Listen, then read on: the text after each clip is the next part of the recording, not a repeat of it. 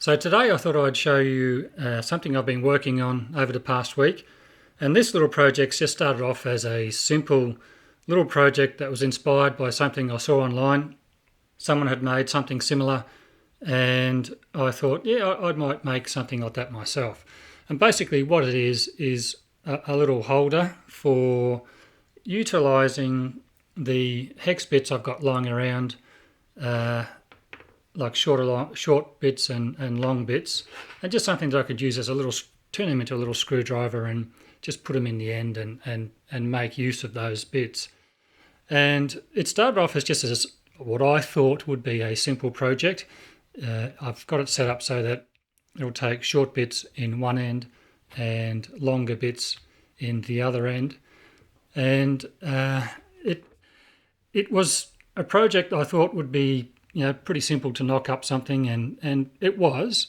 But where I ran into difficulty and what caused me a lot of problem was I kept getting a situation where I would print the models and the parts, and the ends would work out different tolerance wise. So I would get, let me see if I can find one. See if this will do it. See, now that's too tight. I've got multiple versions here. In fact, I'll show you all the versions I've got. And these are all the iterations that it took to get this pretty right. Even then, I'm not 100% happy with it, and I'll explain why. But let me see if I can find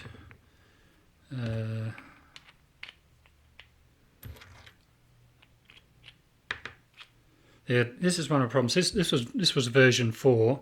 Now, I wanted the tolerance to be where it would have a bit of grip on the bit. As you can see there, it's pretty good tolerance wise, but it's still a little bit loose.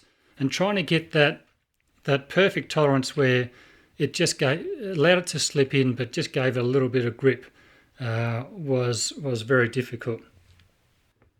So this was the first version, and you can see my tolerances were just too tight on this end, but this end was fine. And I had an issue where at one point, a few versions in, the bottom would grip it really nicely, but the top was loose for some reason. And I couldn't work out what was going on. It was driving me crazy. And what turned out to be the problem was the part cooling fan was coming on about 50% of the way up the model. So the bottom section had no cooling and the top had maximum cooling. So what was happening is the opening in the bottom was sort of more molten, or being melted more. So the filament walls set in a way that it just gave a bit more grip to the bit. But the top one with 100% cooling gave a more accurate size hole. So I had that issue. So in the end, I ended up with this one here, and it'll take a piece quite nicely like so, and a shorter bit in there, and it grips it quite well. So I thought, okay, now it's ready to release. I'd got all my iterations out and perfected it, and was now ready to go. But then I decided I'd try and print it in a different colour and just refine the shape. This was sort of like a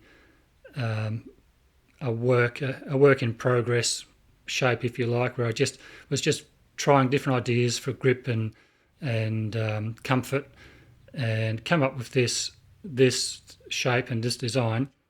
So then I refined that more and just simplified it and came out with this. So this is basically taking all the elements of this and just simplifying it and streamlining it and coming up with a more simple design. And so the issue then became that this filament, I don't know if you've seen this yourself, but some filaments you'll as you're handling it and feeding it into the machine, you'll feel that these are both PLA, but one PLA will feel a little bit, I don't know, it's hard to explain, more pliable or just a fraction more rubbery than another PLA. And then in this case, this PLA, this is the first time I'd printed with this particular one in this particular colour, it felt very hard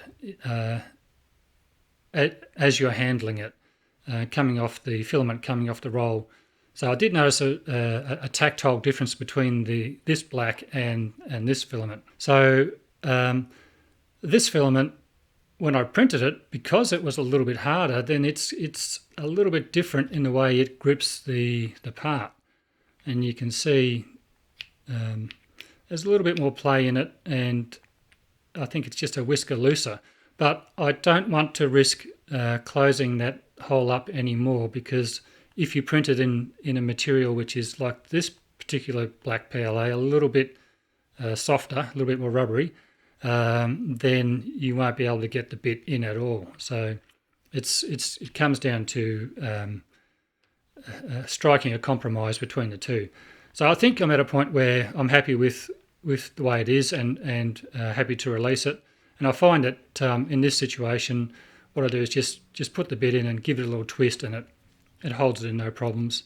And same for the other end. Put the bit in, just give it a little twist, and it grips it, no worries at all. So I'm going to release that today onto my printverygood.com blog, where you'll find this plus a heap of other free models. Oh, and the other thing is, so my son had a question, what happens if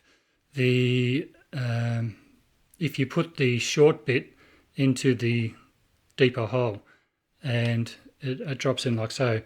In this case, not a problem, it just slips out. But if your print is gripping it more, I've designed it so there's a hole running through. You can just grab something small enough and push out the bit, so that won't be an issue. All right, and what I also did while I've got you here is I printed to try and sort out the tolerances for these bits. I printed this piece here, and I actually, you can see there's a little notch in every second one. So I tried having just a clean hexagonal hole, and I tried having a little notch in the side of it so that it would grip the part as you're pushing it in, and it does. But you see here it grips it quite nicely, but I found it very hard to control from material to material, so I just ended up with a clean hole, and then I could just come down and just see which was the size that was going to offer me grip but still let the bit enter properly. And you can see here this is 6.5 millimeters is the size of the hole, and I settled on 6.6 was a good size. 6.7 was a bit too loose, so 6.6 mil was what I ended up printing the whole size at. So I'll include this with the part and with the model on my site. One more thing before I go. The other thing I tried and tested was Cura's ironing feature for the top of materials or for parts.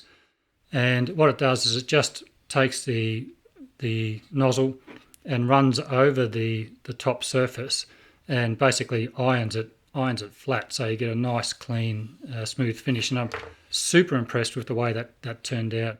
And you can see you've got two options. You can have it so it just does the topmost layer, just irons the topmost layer, or you can have it iron all top layers, and that's the default setting. And I don't know if you can see, but in here, even this surface has been ironed in here, and it's a really nice smooth finish. So that surface in there was ironed, and this was ironed as well.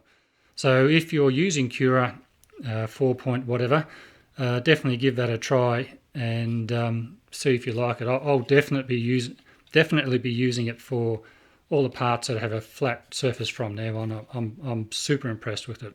It's a really nice finish. All right, well, I think that's it for this video.